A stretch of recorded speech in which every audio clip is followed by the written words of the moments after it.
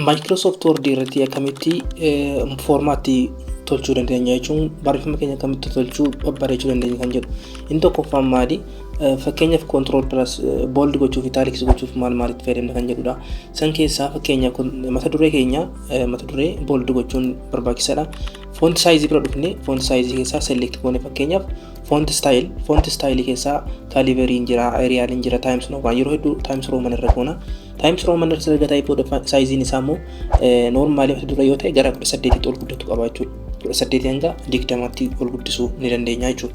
Ittaanii color isaati. Color isaa dhufne font color yeroo hunda gurraacha eeguunis ni bareeda.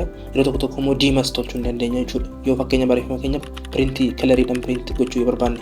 Ittaanii italicsdha. Italics gochuu barbaanne fakkeenyaaf barreeffama kana gurraachessuu select gochuu ni dirqama. Mouse kiyya left click irratti cuqaasee yookaan immoo click godhee lafa irratti drag godhee harkisee ergasii select erga godhee booda itti deebi'ee as dhufee maal godha italics irratti waan tuqu malta barreeffamni gara italics yookaan galee barraa'aa jechuudha.